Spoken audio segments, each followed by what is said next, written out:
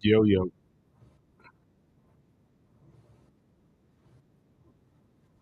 yo.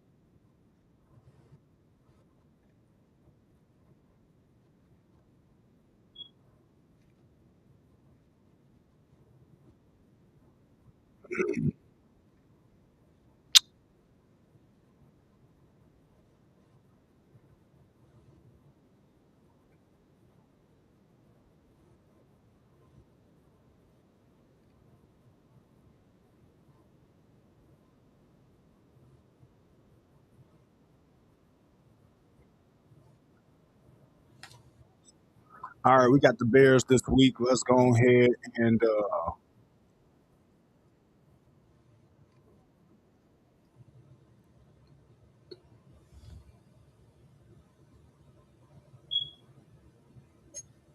let's get it cracking real quick.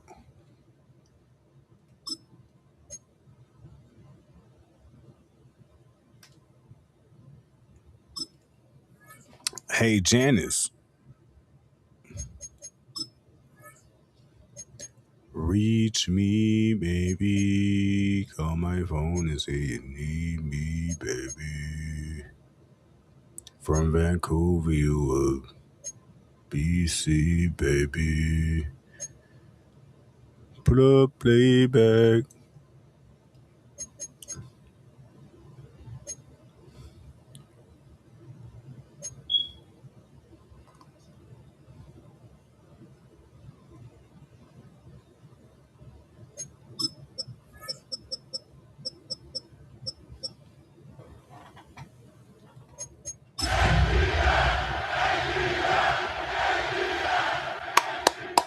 ATL, ATL. From the old end of the line of the Western and Atlantic Railroad, that's where Atlanta was born.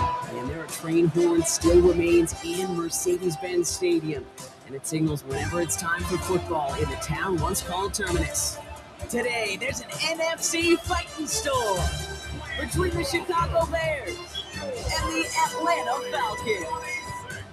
They're on the visiting sideline. Head coach of the Bears, Ben Johnson. These guys coming in refreshed after that early season bye. Across the field, that's head coach of the Falcons, Raheem Morris. His guys no doubt happy to be back home after they took a loss on the road last week.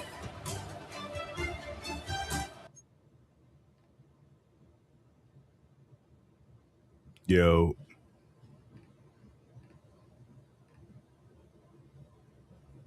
yo. Reach me, baby. Call my phone and say you need me, baby. Whoa. What?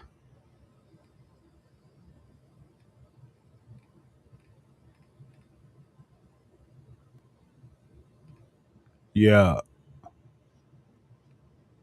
yeah, yeah, yeah, yeah, yeah, yeah, yeah. 3 second decay is crazy.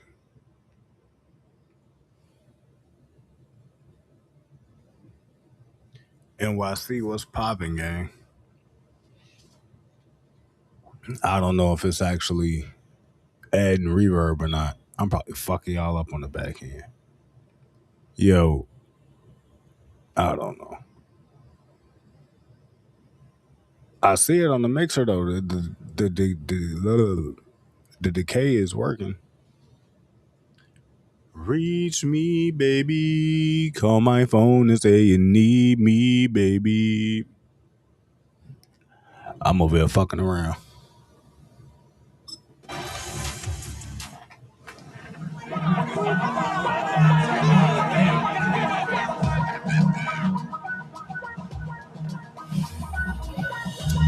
Damn, I miss you, Chester. Sending love from my bass compressor. Ground control with a soul like Bowie, and I'll chop you up if I'm under pressure. I don't really want to brag. All right, let's go. Ready? 60 Eagles, 60 Eagles. Inside zone. They're going to run it here. It's Bijan Robinson. Escapes the defender. He's taken down as he takes this to the 38. Let's go, let's go. Pushing the pace right away to start the game. All right, so let's draw it up real quick. All right, so look, this is what we got. This is what we got. We reading.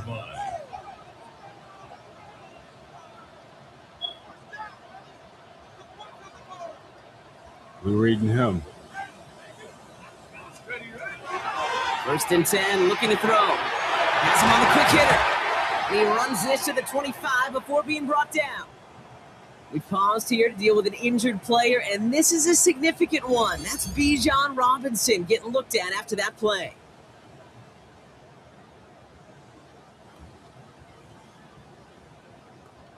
All right, hopefully Bijan not keep this drive moving, partner. Here's hurt another nothing 1st and too 10. crazy. I got to get my clothes ready. First carry of the game for the rookie out of Oklahoma. And he's going to work it to the 20. Set to the ground by Kyler Gordon. Fans love the long ball in baseball. It's like they got the home run derby, but you know what? Talk to managers, they will tell you small ball can win too. Singles and doubles, you add them up, you could win a lot of baseball games. Football coaches will tell you get runs of that length. It may not be a home run, it may not score points, but it can do some serious damage. Breaks a tackle. He's still going. And then he's going to get this down to the 9. That puts him in goal to go. Hey, look, Kate, you can't just ask one tackler to go mano-a-mano and stop this guy. You got to have the cavalry coming. One guy makes a hit, the others are there to clean up and pile on because one-on-one, he's going to run right through you. He's got it. And he's brought down real close to that goal line at the 1. Second chance at 6 here. It's 2nd and goal. 60 Bison, 60 Bison. He's dropping back to throw.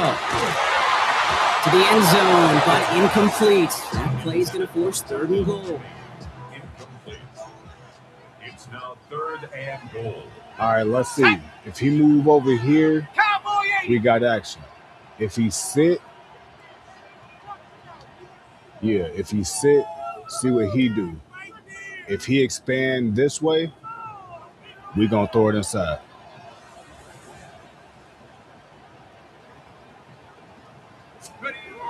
Here's a throw. And he will score. Touchdown, Atlanta. The Falcons finish off their opening drive. Drake London with a touchdown. He finds one of his great receivers, Brock, and they are off to a great start to begin this ball game. Yeah, it's such a positive offensively when you could go find not just a field goal, but a touchdown on that opening drive. And defensively, this starts to shake the foundation of your preparation and makes you wonder what's in store.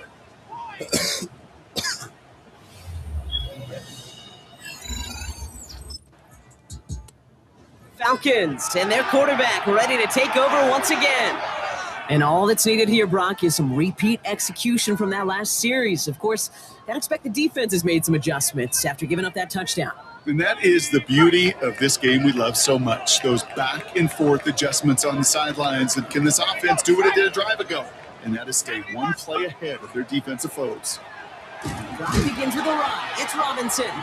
This drive's quickly headed in the wrong direction. First play sent down behind the line. And it's not just some quarterbacks, Brock, who got to have short memories. You tell me these two defenses need them sometime as well. Yeah, 100%. You give up a big run, well, too bad. No time to dwell on it because you got to line up, buckle up that chin strap, and try to knock them backwards.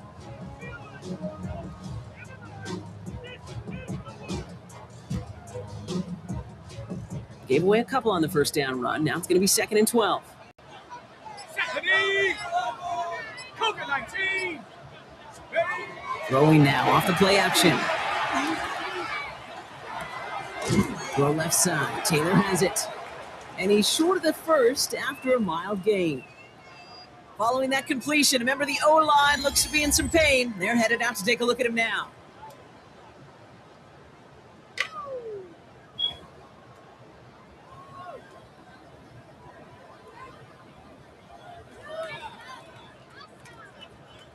So now here's 3rd and 5. Here we go, here we go. 19 Tigers. Pass play now. Short pass brought in. And he's out of bounds beyond the 35-yard line. Give him 8 on that one. And that is good enough for an Atlanta first down. Let's go. Looking back to throw. Hits him on the out route. Reaches the 40. Into the red zone. Touchdown, Atlanta. The Falcons take a second quarter lead. Kyle Pitts with a touchdown. And that right there, Brock, is a touchdown I think our fellow broadcaster Greg Olson would be proud of. A big strike to the tight end that I don't think a lot of receivers could have pulled off and make it look as easy.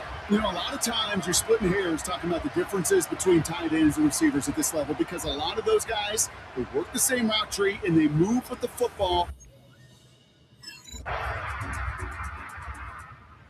Falcons headed back out on offense. Their quarterback returning to the field now.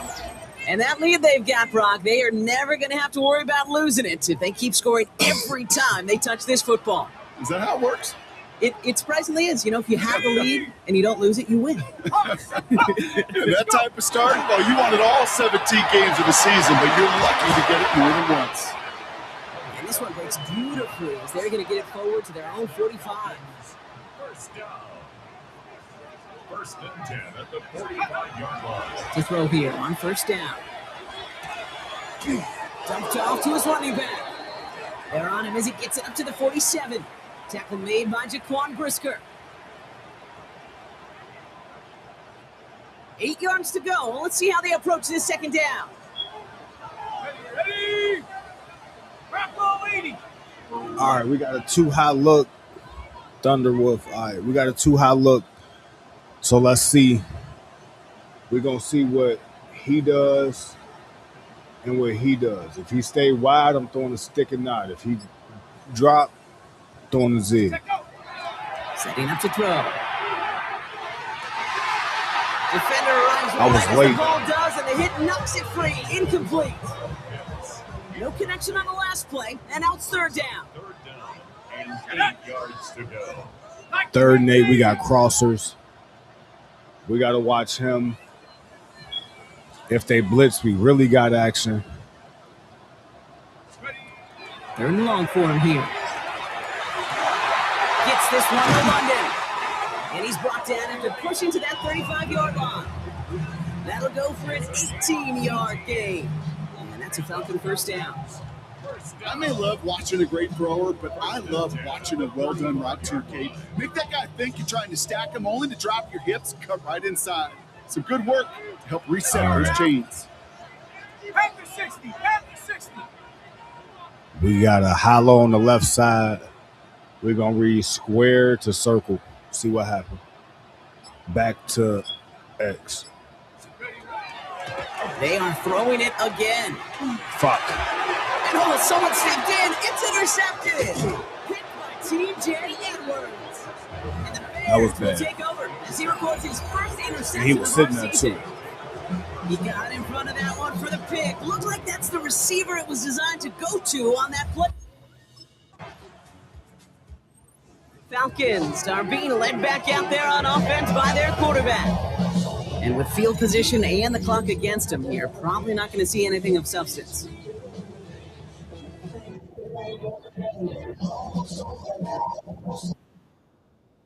All right, let's just go to the half. Fuck it. B-John, get busy, gang.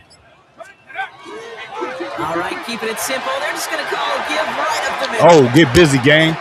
Oh, get busy, gang. He has room Let's to the 25. go. All the way, and that's an Atlanta touchdown. The Falcons take the lead just before halftime.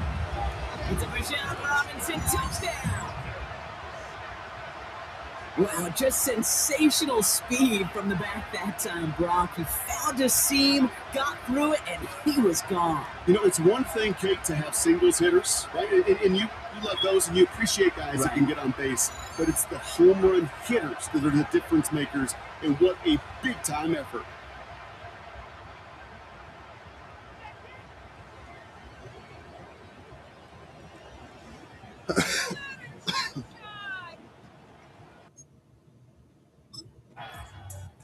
The Falcons ready for their next series, led out on offense by their quarterback. They've certainly had no issues scoring, but their opponents have been right there with them, so they could really use some more points on this drive.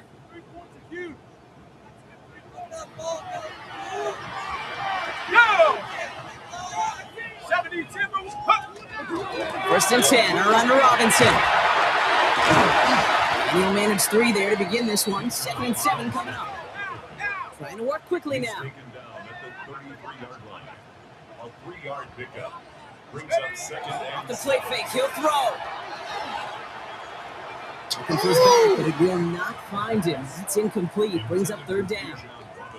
That just goes to show you can't take any completion for granted, even on some of the shortest passes in the game plan. They'll air it out on 3rd. That's caught for the first. And he's going to have this down to the 42-yard line.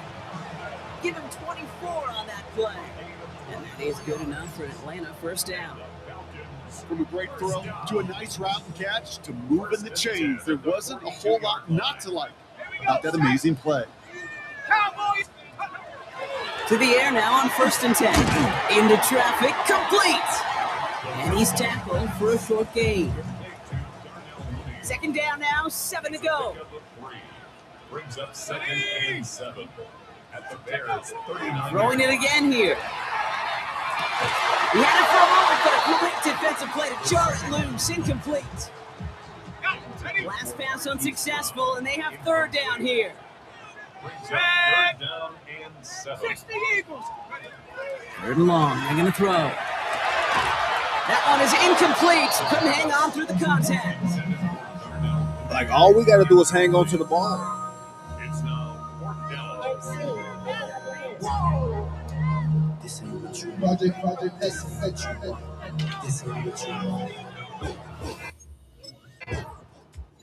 The Falcons headed back out on offense. Their quarterback returning to the field now.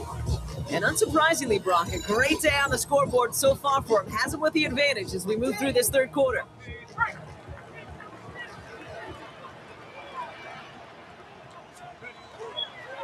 Here's Robinson to start the drive. And he's going to be stopped right around the 37. They strike for 23 yards. And that's a Falcon first down. And the Falcons first down. 1st and 10 at the 37. He's going to throw this one. Defender arrives right as the ball does, and the hit knocks it free. Incomplete. Well, he already has himself 1 interception in his game, partner, and throws like that are going to find him another if he isn't careful. Yep, those are the throws you want to intersperse and sprinkle into your passing game, because if they become the norm and you're constantly thrown into coverage, that's when 1 pick becomes 2, 2 becomes 3, and on and on. The ball's on the 48. Here we go. First down. Here we go. 70 Lions. Throwing from the gun here. And there's a man there. It's intercepted. Tremaine Edmonds has it. And the Bears will take over as he records his first interception of our season.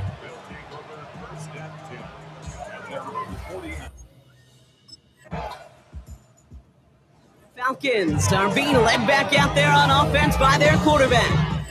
All their scoring has kept them close, but they still find themselves trailing by just a little in this 3rd quarter.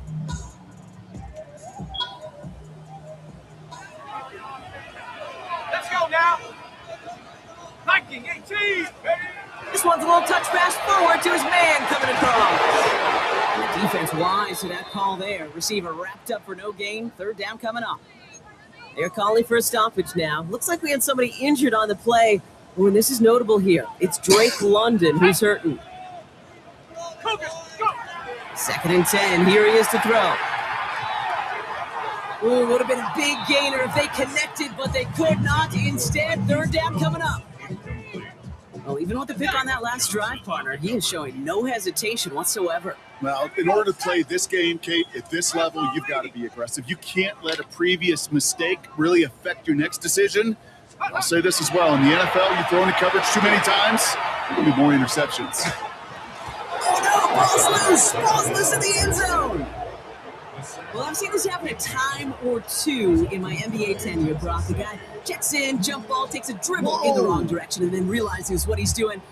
That was an entirely new level. That was a uh-oh. You know, NFL scouts will call it spatial awareness, and that was how challenging your spatial awareness makes me want to, Kate. I wish we could have a camera right there on. That was just some bullshit. I ain't gonna lie.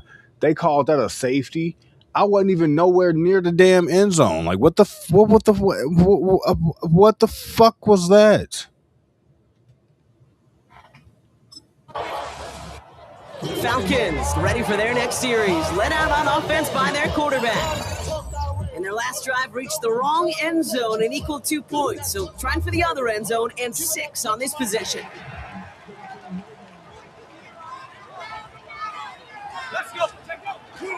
Dive play straight ahead. This drive is going to start out with a gain of 5 before they bring him down. Well, I think I hear the warning sirens. You hear them, Kate? I think they just got quieted because that run right there gave them enough room from the goal line where you should feel comfortable calling anything in your playbook. Takes the second down snap. And they're able to drag him down as he reaches the 15-yard line. 5 yards on that play and enough for a new set of downs. First down. 18 Cardinal. First and 10 at the 15. Throw here on first. Oh, he got hit as he was throwing, and unsurprisingly, it falls incomplete. Second down coming up.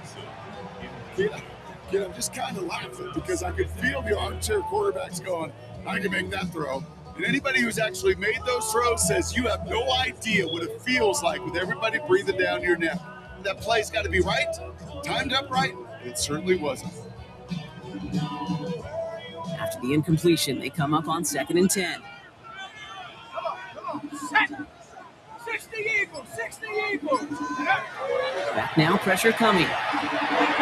Complete. It's for John Robinson. And he will get to that 30-yard line before they stop him. He finds him 16 yards and a new set of downs. And the Falcons. First down. First and 10 at the 30-yard line.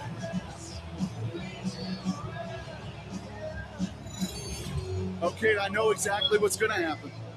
I've seen it once. I've seen it 100 times.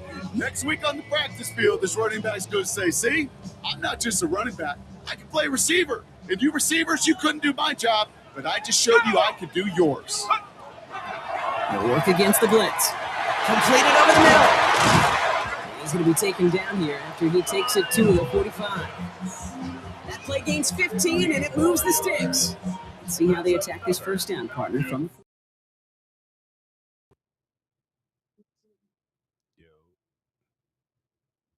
I'm literally sitting here, my fucking phone not ringing. I don't know what the fuck. I keep looking up and seeing I keep having missed calls. I'm like, what the fuck going on?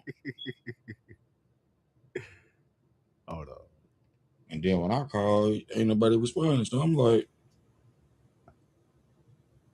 Yeah. Hold on. Hold on, my bad.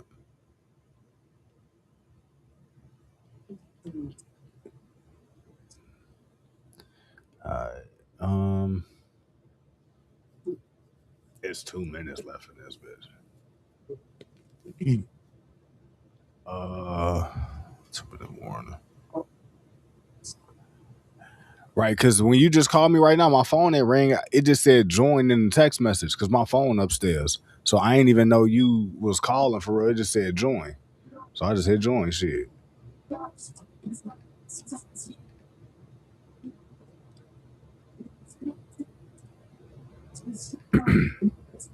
Can you hear me?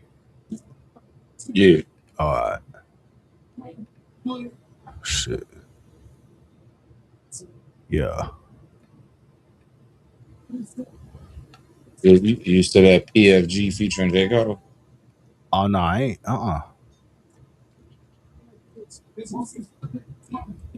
Run his ass over.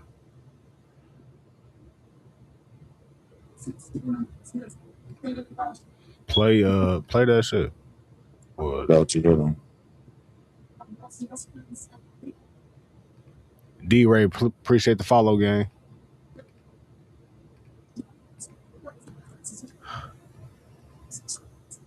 I gotta finish that shit up in a second. The 154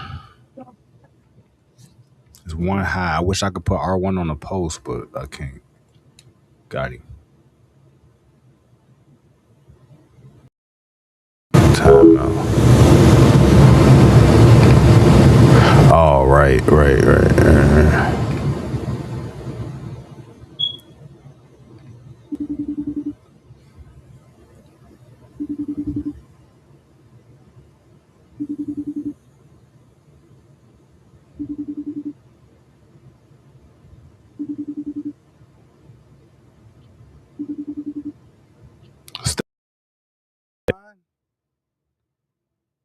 How the fuck you get off the phone? What the fuck going on?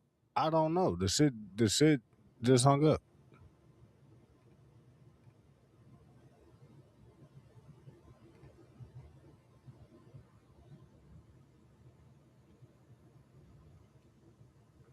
Hold on, because this shit.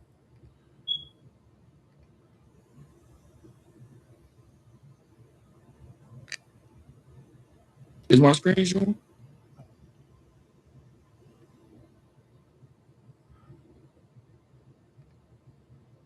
I got to do it this.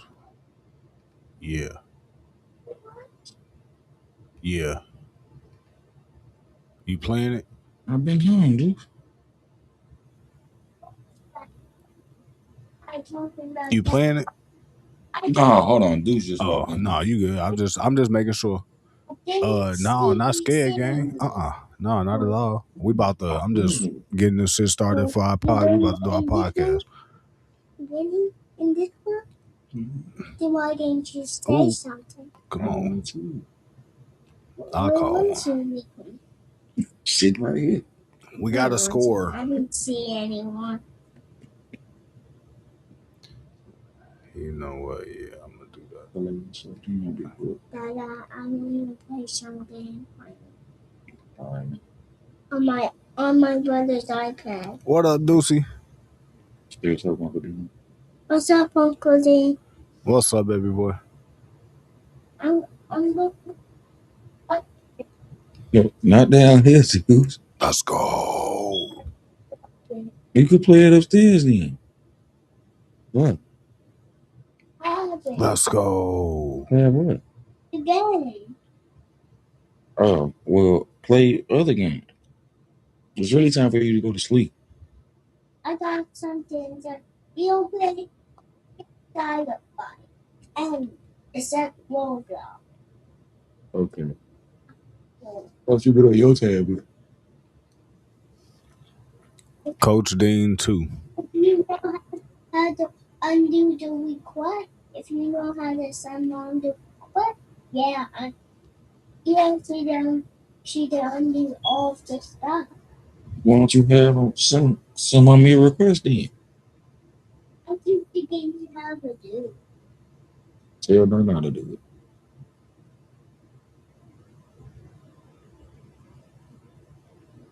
All right, I'm gonna play it now. Ice cream. Ice cream. Got it for the low ski. 100 down. My bounty for the hosting. 2-6. Made a million off a dope. Yeah. Trap nigga, white tees, and you wanna serve the whole house. The whole house. We serve the whole house. We known to serve the whole house. The whole house. We serve the whole house.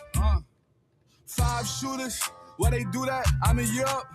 I do stocks, and I buy Glocks and talking plug. PFG, or they kill for me. We gon' smack, son. Flatline, we on the front line, and we gon' whack, son. Sit son behind the tent that'll stop a Mack truck. How your chain cost more than your car? That shit don't add up. Real dope, boy. I get money a lot. When we was scraping up sides. Cadillac with grain with some D's in that bitch. And my double bag carry on, I got some D's in that bitch. If you see Stunner, that's my brother, you might see me in that bitch. It's bold, but I smoked out, so you can't see in my whip. I got 16 in my clip. I fell in love with that grip. Look how my rims poke out. That's why I lean when I sit. There you have the key. She gon' bust it open for a G. Look at you. Can you say something on your tab? Cool with me, I'm not Can you that say something on your tab? I be in the trap, but all my straps, I'm like, what's hanging? I'm like, what's cracking? I'm like, what's happening? On I-20, I did magic. Wanna cop the rolling, but instead I did the paddock. Yeah. Mommy got a thing on. Mama got a blockage on me. 100,000, my bounty for the hosting. 2-6, made $1 million off a dope fiend. Trap nigga, white tees, and Jamona shit. If he only asked mommy to do it. He got blockers on. We known to serve the whole house. The whole house. We serve the whole house. We known to serve the whole. We sell the house. Hey, the whole what? The whole house, yeah. House. Whole house. Locked and loaded, I'm that nigga with that fire in his pen. Fuck the rim when we in town, I'm ho jump higher than the gym. I'm talking about vertical, my jersey though retired in the Raptors. I ain't coming off a dollar, might want to try a different rapper. How these niggas be tricking, it won't be hard to find a benefactor. Some of them worshiping the devil, some of them counterfeiting trappers. I'm a G.O.D. fearer, breathe deep so my POV's clearer. They talk we BOC so rare on the retreat, we don't even hear you. Beat when I pull up in your area, one deep. On bike, on feet, big tool, Home Depot, my wrist, Sub-Zero. I'm lying about diamonds, I don't need those. I find it kinda strange. We can't even recognize you niggas outside without your chains. I tried to hide, but then my silhouette's iconic dang. They recognize the locks, they recognize the game. They recognize the sort of aura from a mile away. I live my life like a parade, I gotta smile away. Ice cream, we got it for the low ski. 100,000, my bounty for the hosting. 2-6, made $1 million off a dope fiend. Trap nigga, white tees, and Jamona shit. We lead the league in yards. The whole house, we serve The whole house. We known to serve the whole house. The whole house, we serve the whole house. We known to serve the whole. We sell the house. The whole house. Hey, this gonna be the anthem on the football highlights all season. We sell the whole. I can see right now ESPN college football commercials. Like we sell the whole house. The whole house. Fuck, bro. Think about the Ohio State Michigan State. If this bitch Ohio State Michigan game. If it's at Michigan. We sell the whole house. Nigga, that should be crazy, bro. Wasn't that fun? That shit was fun. I ain't gonna lie. It was that's gonna be a motherfucking bop.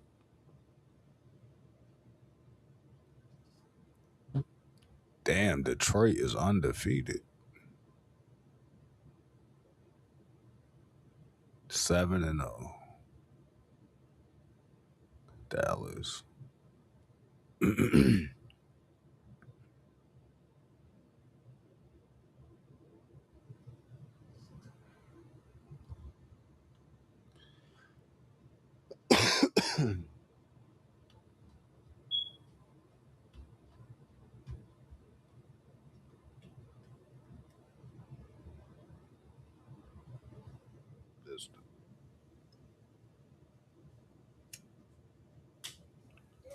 What's up, man? What you find? Whoa, you found me? That's crazy. It's on your YouTube. It's on your YouTube? Yeah. Oh, wow. I don't know how I did the file that. Isn't that? Yeah.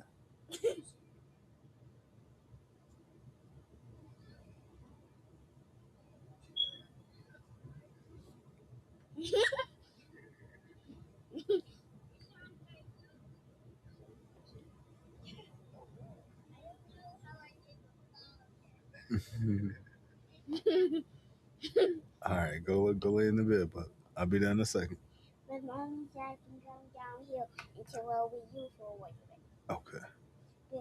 The wicket. I tell it on 48. Okay. Sit on the couch. Where's your phone on? It's upstairs. Yeah. But I'm gonna play some basketball. Yo. I just heard it. It said, go lay down in the bed. Yeah. I'll be there in a second. Uh-huh. This is good. Yeah.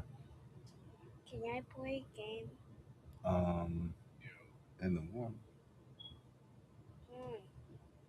because I'm on the phone with Uncle, so we're trying to go to bed. And then Hey, Uncle! What's up, boy? so I'll be upstairs in the bed. No, not play a game. Wait, are you playing against Uncle? We talking. We're about to. That's what I'm saying. When you start, you are giving the controller damage on me. No, you're giving the controller to the heads on me. There, can I get the controller? What you want to play? Here it is. What I you guess want my tablet just said he's talking. to Wait, my ring blows up on your face.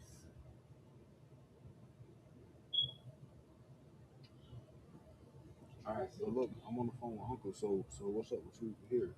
Go sit in the chair. Go grab your blanket. Go put your stuff over there. You know what's going on. You're literally confusing me out right now because you almost just said 1,000 things. Oh, Lord. Then what do I have this now? Bathroom. What is it? I don't know. Yeah.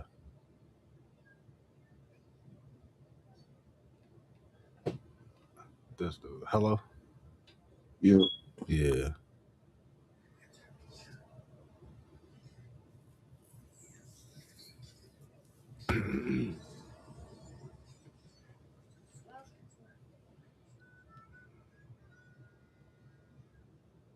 But what was you finna play, bro?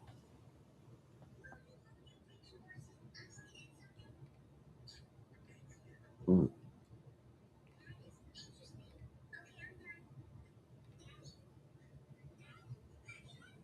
I was playing it. You can hear what I'm hearing? Nah, it ain't sharing no more.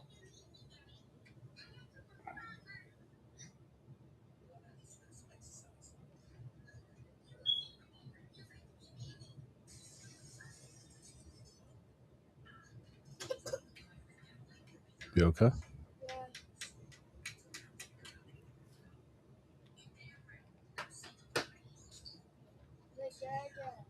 What up? Can you tell Uncle when I'm gonna play games soon?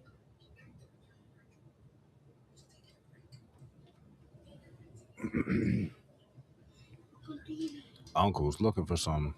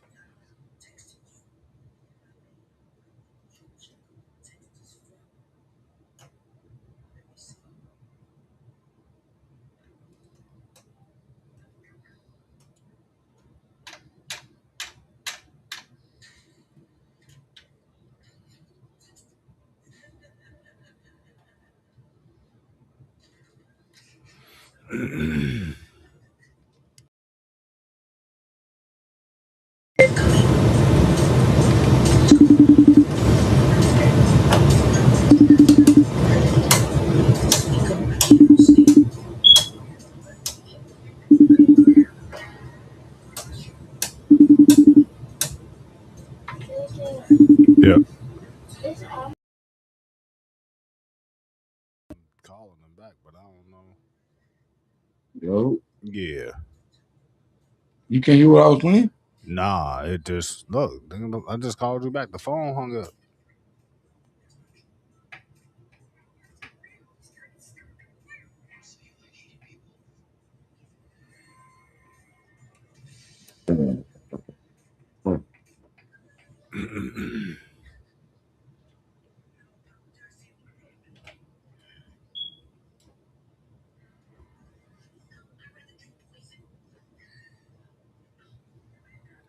Hey, pass me the controller.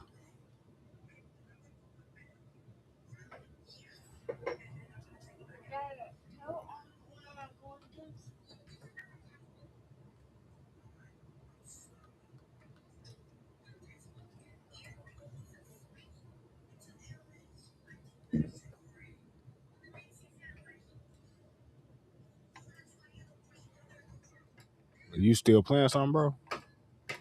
Yeah, what the fuck? No. It say it's playing and you listening to it. That's what it say on my phone.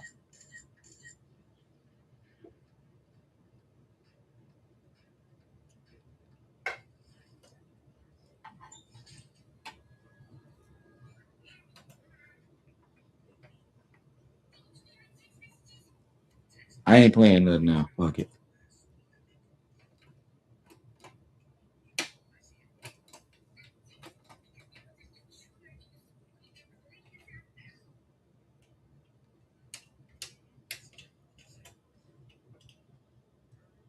I don't.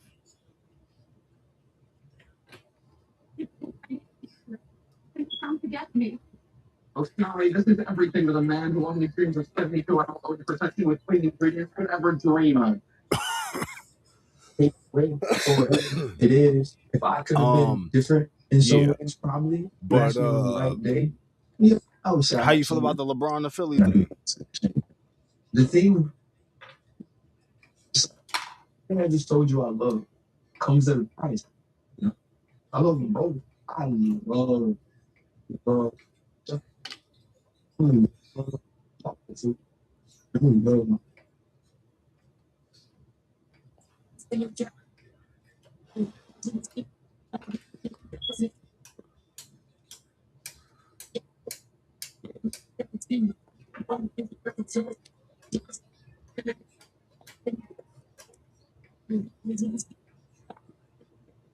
Welcome to a special Friday edition of the Pivot. That's Fred T. I'm Chan, Pivot fam. Thank you for pivoting with us. But our series is always jobs. We have a special guest today, Pro Bowler, Super Bowl champion, 4-time Emmy Award winner, and former Bum is crazy. ESPN employee. We got Ryan Clark coming out. Like somebody has to guess.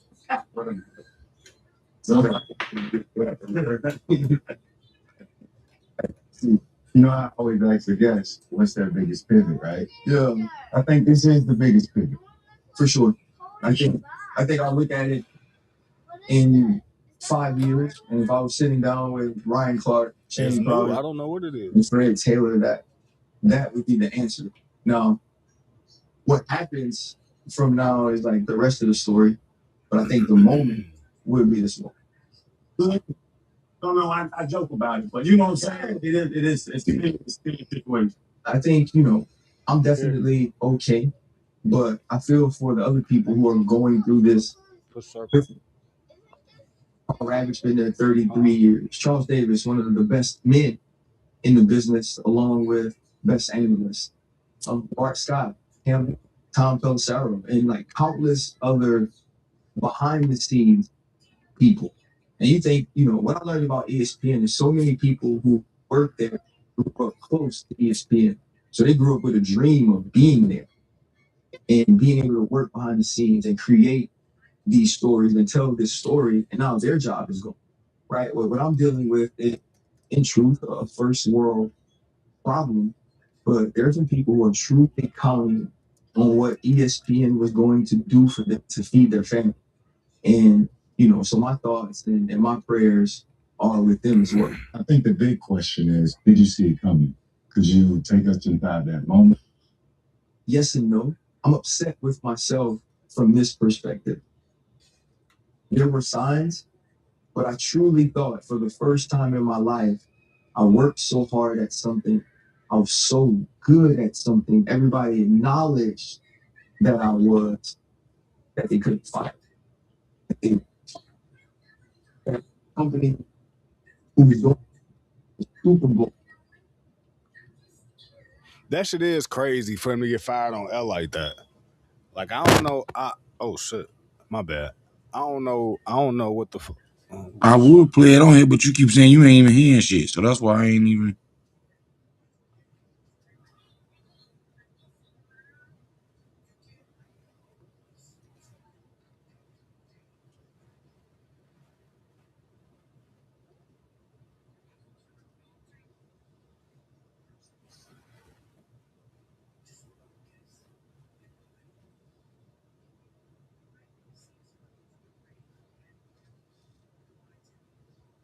Well, send it to me. Shit, I'll play it. It don't matter. There we go. that they couldn't fire me, that they wouldn't fire me, that a company who's going to have Can you the see? Super Yeah, Bowl yeah. this year, who truly wants that for the first time in my life, I worked so hard at something. I was so good at something. Everybody acknowledged that that they couldn't fire me, that they wouldn't fire me, that a company who's going to have the Super Bowl this year, who truly wants to put their best foot forward to the entire world and have the best people talking about football, wouldn't fire, in my opinion, this is my opinion, and it seems to be the opinion of many others, the best football analyst in the world. I didn't think that, and that's my fault. This offseason, our piece on Monday Night Football with Greg Brooks won an award, a diversity award. And our showrunner and our director and our producer were so excited, and it was like, PR is going to post it. And it never happened. And eventually I just posted it myself, and then PR reached out like, oh, I'm so sorry that we missed it, but the Emmys are coming up and we'll post it afterwards. And I just remember sending a text to one of the people I work with, and I said, they're not going to post that. They don't care. A company that posts about, cool things like spelling bees and post about the family feuds and all of these things didn't care about an actual segment on our show about a young man like Greg. Didn't care about that enough because of me to use it. Was that ever addressed? No, it was never addressed. Family Feud. They have an NFL Live Family Feud, a show that I've been a part of, that I won a sports Emmy for being a part of, that's won 2 Emmys in a row because of the core of Laura Rutledge, Marcus Spears, Dan Orlowski, Mina Kimes, and Ryan Clark. You go do Family Feud, and Marcus and I aren't there, but Marcus was asked. And when I reached out to the people who were involved, they just said, one said, we never asked for you. Another said, these 2 people were already on Pat's show, and that's why you and Marcus weren't on. But Marcus was asked, I wasn't. So there were just signs throughout the season, like even now. If you look at everything for the Super Bowl year, I'm not on any of that. A guy that's supposed to be a part of Monday Night Football, a man that's supposed to be a part of NFL Live, a man that's a huge part of First Take, was a part of building Get Up. So to me, the signs were always there. And I called. Yeah, as soon as my son go to sleep, bro. Executives, I called decision makers, I called. You said what? Shit. Huh? Shit, you good. Bosses, is my schedule changing? What's it look like? And it was never a definitive answer. But I think it was never a definitive answer because this was always the plan. And you're not a shy dude. Like you said, I know you ain't just sitting in the shadows with your head down. You're going to address situations. But if it's not performance-based, what's it based off of?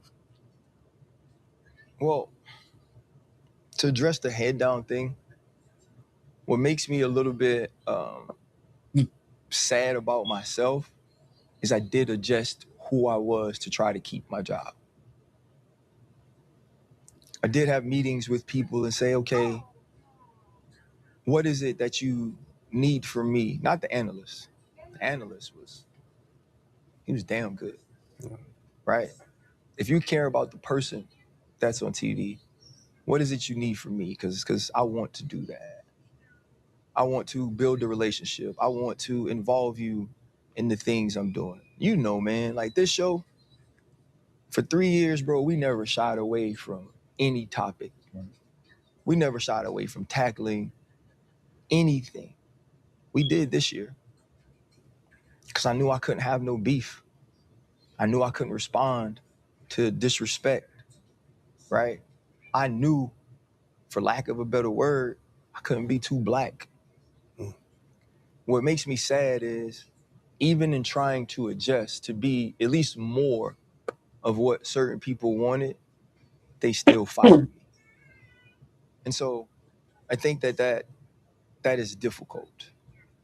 I think it's about some of who I am, and it's about certain executives not connecting to that, not supporting that, not wanting to champion that, not wanting to give that the vast platform that is ESPN. And I think they utilized it to make an example of me. But RC, you called some people to figure out what you can do. Did anybody give you a heads up? Yeah, I gotten some heads up. I mean, summer ago, Stephen A. sat with me, took me to lunch in Los Angeles. And he told me, he said, there's a particular executive that doesn't like you. Now, let me be honest. I had been hearing this for years, right? It had gotten to me so many times. This is crazy. Having that dinner or that lunch with Stephen A. was just confirmation of it. He's like, you need to go set a meeting. But so many times when I heard about this particular person, it was, he doesn't like you, or he said this negatively. So I'd heard it a ton of times. And I got a call this offseason from someone within the building. And, they said the way I stand up for our community is commendable, right? That they respected that in my position, I had a passion for that. But they also said it had created enemies for me at the executive level. It had created opposition, and that there were people within that building that were going to stand on the table for me. And it was such a shock because I thought to myself, in the most important year in ESPN football, you gotta stand on the table for me? Put some armor in. Like, for me. Like, there's somebody that needs to be convinced that our NFL coverage is elevated when I'm on TV. Like, there's a person that knows football. There's a person that knows TV that thinks that 13 years in the NFL, Super Bowl, Pro Bowler, a captain, experience from being an undrafted free agent to trying to make the team, to being one of the leaders in the locker room. 12 years of doing this. You got to convince that person that I should be doing TV. And what I learned was it wasn't about who I was in front of the camera as it pertained to football. It was about what I represented every time I got in front of that camera. And that is something that I don't believe you truly can combat. When it's all said and done, that's the least anyone can do. I mean, you stand up and stand on, the shoulders of, or for so many people. Like, what you do, bruh, is unbelievable. So for someone to stand up for you, I think that's the minimum anyone can do. But so also, I want to put this to bed, because a lot of people have been having their takes about Stephen A., and you mentioned Stephen A. Is there anything Stephen A. could have done to make this go away? No. Stephen A., with all of his power, with all of his influence, is not a true decision maker at ESPN. That's not his job title. Yeah, he may be popular, right? But he just worked there. Fuck, like the repertoire of what he's asked to do. And we get it so many times, right? And I get it all the time. Why do you ride for him so much? Like, why don't you come for him when he says these things? And I said it on the show. I call him. I text him. I tell him when I think he's doing too much. And I have the conversations with him all the time. But when this company, get that white box, was treating me in a way that, at least in my opinion, was unfair as it pertains to what I'd accomplished, he was the first person to go, I want you. If they're going to take you off of this or that, don't worry about it. You'll get your TV time on my show. Thursday and Friday will be Ryan Clark's days. That will never be forgotten by me. Mm-hmm. I will be forever grateful for that. That in a space that I was sort of being told, at least being who you are is going to make you lose certain things because you aren't these people that we covet. these people that He be dressing on that these motherfucker people too. that we take pictures with and put our arms around and show the world that we support them. I'll do that for you. And the loyalty he's shown me, the love he's shown me, the true hurt and pain in his voice when he called me around 4:00 Central Time on Monday, I will never forget that. We are forever friends. You talking about 4 Central on Monday. What happened on Monday? Because you got 5-minute shifts. Get fired halfway through that job. Hey, Jack, crazy, right? Hey, Where'd the other box go? hey, Smokey was trying to build club houses. You know what I'm saying? He was stealing boxes. He was still in boxes. Hey, my box disappeared. You know, He was still in boxes. My box disappeared. It's crazy. Yeah. So let me put this to bed. I wasn't laid off. I was fired. Right? They're using layoffs as a cover and a camouflage for what they already intended on doing. But there was no cause for it, right? So because there was no cause for it, you couldn't just fire me. So you had to wait to the layoff so you could camouflage it and veil it, right? But here's the other thing. If I was laid off, like everybody else, it came out on Tuesday. Mine came out on Friday. I get the call. I get a text from our showrunner that tells me to call my boss. I call my boss in the break, tells me they're letting me go. He said this is a very awkward call. This is a hard call. I could hear how hard it was for him. And if anybody was going to call me that was anywhere on the executive level, whether low or high, he's the person I wanted to, the way he's fought for me and rode for me. And he said, our friends, jokingly, at Outkick had the story, and we're going to leak it. Let me tell you why I know I was fired. Because during the season, after some of the Kyron Lacey news broke, there were people on our network along with me that said something about it. Both of those people apologized, as did I. I didn't want to. Playing. Right? I was told I couldn't come to work if I didn't. And at that point, I said, well, I can't come to work tomorrow because I don't believe I did anything wrong. Some conversations happened, and we got to that point. And Outkick wrote an article about all the people that apologized, 2 very prominent faces at ESPN.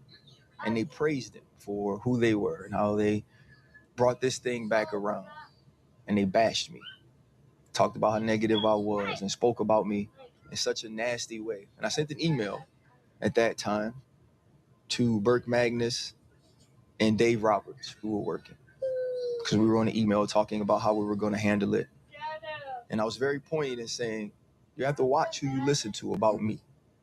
There's certain people who want to paint me as a certain thing, certain people who want to devalue my voice, certain people who, no matter what I do, with all the great I've done, they've never mentioned that. Push the button. But in this case, there are 3 people who are very important to this network, who all did the same thing, who all responded in the same way. And only one of us was vilified. And only one of us was a black man. And so how poignant, how purposeful is it to make sure that that's the exact same publication that gets the story that I'm going to be fired? Because you know what they're going to do? They're going to praise ESPN. They're going to pump ESPN up for getting rid of the person who stands up for the community. And they're going to say that these are all the reasons why I didn't belong on TV in the first place.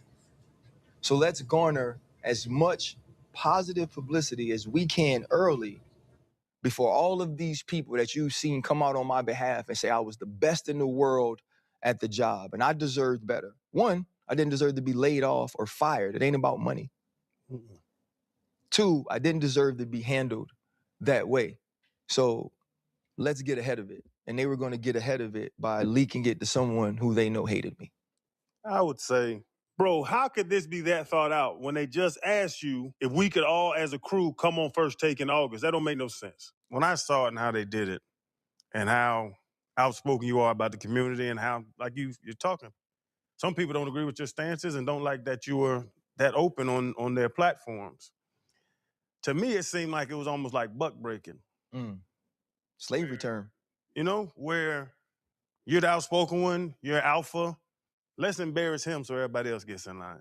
So nobody else talks crazy to us anymore, goes through emails or whatever. Like, no, let's teach him a lesson. Let's embarrass him on national TV so that they all line up.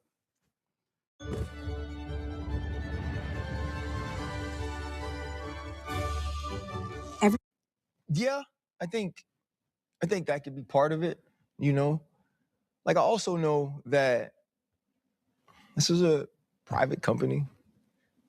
They get to make their decisions based on what they want to make them on what they want to do. What I do know is they didn't take a vote. This wasn't about the majority, right? This wasn't about the people I work with day to day, because my phone don't say that. Production people who ain't worked with me in 5-6 years, thank you for how you treated me. Thank you for the laughs. Thank you for your professionalism. Thank you for showing up constantly. You know, Monday night. Thank you for always. If we didn't have any talent on a meeting, you were always there. You were always on time. You were always building things for the other people on that set. Thank you. And so when the people you work with cry for you, man, that means the world to me. When I get the messages of like the fact that I supported you, the fact that I was there for you means the world to you. Like it gave you the legs to stand up and be who you were on TV. Like that matters. This was a dictatorship. A person or a group of persons, very small group, they didn't poll the majority. Yeah. They didn't ask that question. Because you asked that question, now you got to say, even though you told me just how important he was, I don't care. I don't care. I know how important you think he is, and you work with him every day. I don't care how important you think he is. I don't like him. People like me don't like him. They keep calling my phone. I don't want my phone to ring no more. Right? There's other things I'll defend. I'll defend talking about another executive. I'll defend that. I'll defend sabotage. I'll defend getting sued. I'll defend all those things. What I'm not going to defend is you standing up for Angel Reese and everybody being mad about the way you did it, or about what you said about, I'm not going to defend that. No. I'm not going to defend you standing on 10 toes for them all the time. It's not what I'm going to do. I'm not going to take those calls. And that was the decision that was made. And I believe that has a large role in why it was made. Bro, we know how much you love what you do and how hard you work and how passionate you are. And we've seen numerous occasions where we've had opportunities on this show to make X amount of money, and you help us understand that it's not about the money. It's about the quality of the work that we have to put out and the lives it's going to touch. So we agree with you. It's not about the money. It's never been about that. It's about your job and simply what you love to do. But when you text me, like all the other people you spoke about, I said, man, this man lying.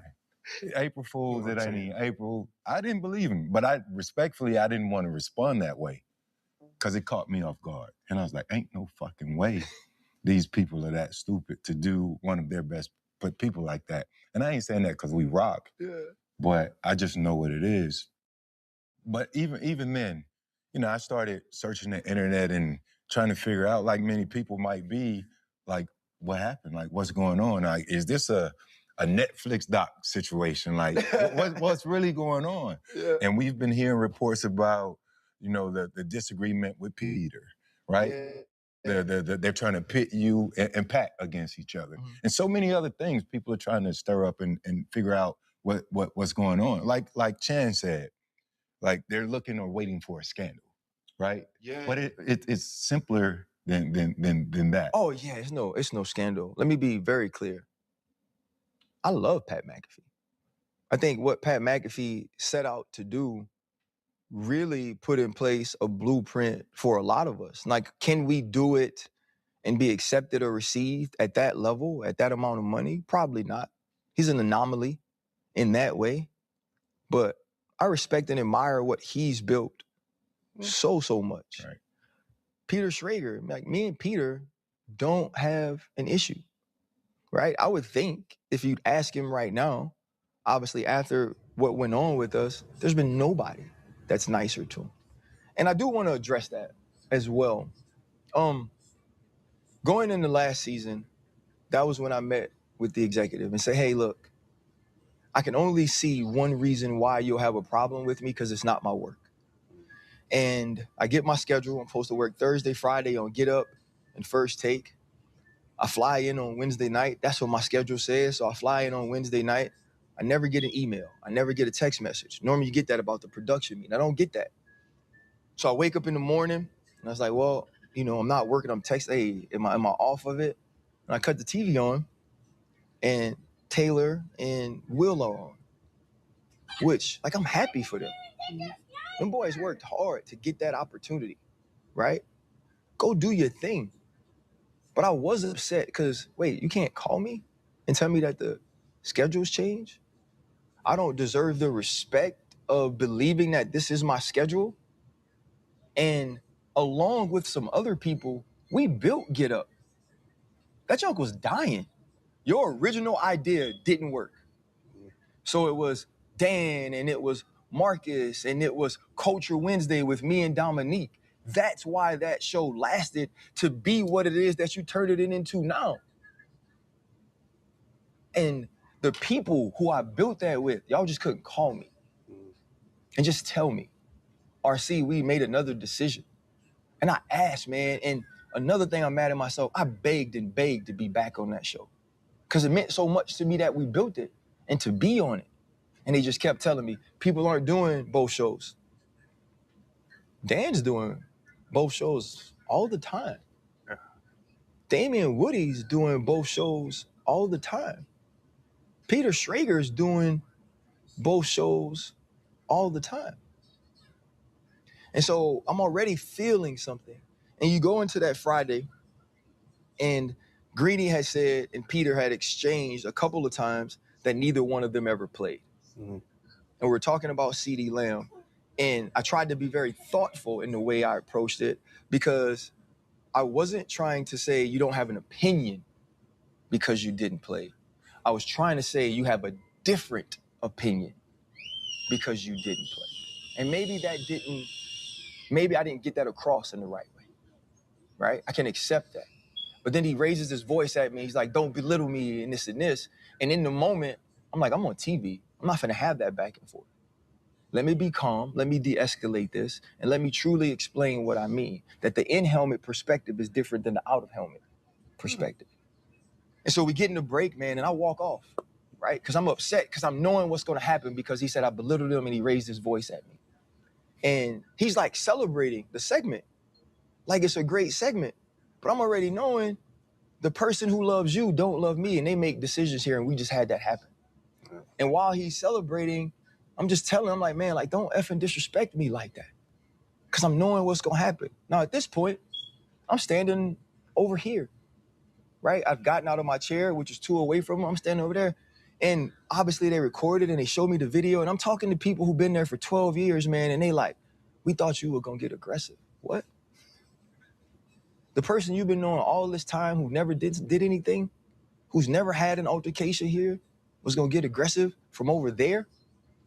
So now you're trying to paint this angry black man trope of me that you know is not true, but I'm starting to feel the narrative. I feel what you're doing. You get me on the phone and people are telling me you gotta work better with people. Work better with who? Everybody I work with loves me. Like, real talk. Everybody I work with, they F with me the long way. Like, I ain't the best teammate. Hell, Jason Kelsey called me just to tell me that. And so I was just seeing the narrative that was being pushed and seeing the way it was going. And then even that, much like what happened with Outkick with my firing, they leaked that video. And when they showing me this video, it's the video from the control room. So if that's gonna get released, that's somebody that works for us. Yeah. Right? You've been here 12 years. You have this incident. I want people to know that about you. I'm getting calls. We got the video. The video's been leaked. We're gonna show this. And honestly, I was trying to keep my job at the time. I should have told him, show it. Show him that he celebrated. Show him that I walked away. Show him that I was a 46-year-old man that said the F word from 15 feet away from somebody. But me and Peter talked. Yeah. Me and Peter fixed that. Me and Peter had the conversation. Me and Peter moved on from it, right? And what I wanted to do from him from that point on, because I heard what he said, I never wanted to make him feel that way, whether intentionally or unintentionally. So anything he wanted to do on TV, any point he made, any conversation he wanted to have, I was going to have it with him. I was going to support him. I was going to be a good teammate because that's what I did for everybody else. And like that was unfortunate, but that's not why I'm fired. You're a stand-up guy. You've always preached accountability. Looking back over your 11 years at ESPN, 12, is there anything you would do differently, or do you leave knowing that you were fully yourself? Or, you know, what are your thoughts, man? It's a good question. It depends on when you ask me. You know? You asking you right now. Like you asked me. Right. Like, what the? Like when I see people in public, like OGs and like aunties and stuff, and they tell me they proud of me, and they proud of like,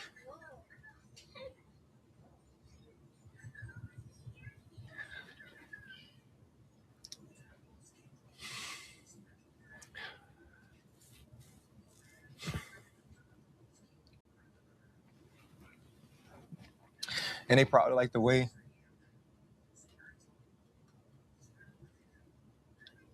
I represent the community. Yeah. Bro, you lost your job at I would change ESPN, anything. bro. Like, what? I'm. No, it's the. I understand, bro. I'm just It's saying. the. Hold on, we ain't live on shit, right? Yeah. How's we live? I'm on my private call. What you mean? I'm saying, how's we live? I called you. We just on FaceTime. You got the call. I'm on my computer.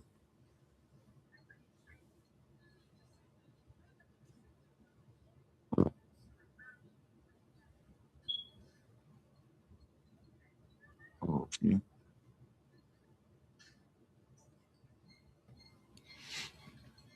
Because that means the world to me. You know, or like when I go home and this kid, you know, from the West Bank is like so accepted in New Orleans now. Like I wouldn't change that. You know, never. You know, like all I ever wanted to do is be accepted. You know, and want it. So yeah, like that, I wouldn't change. You know, if you ask me, probably the first like Monday of football, when all my friends get to do something we did super special together, yeah, I'd probably change it. You know, I'd probably work harder to like be who they wanted me to be, or like build relationships with like bosses or executives, you know, because like it's just a relationship game. Because like I just see these people on TV who like aren't better than me, but I know I've never been at the tables they've been accepted at.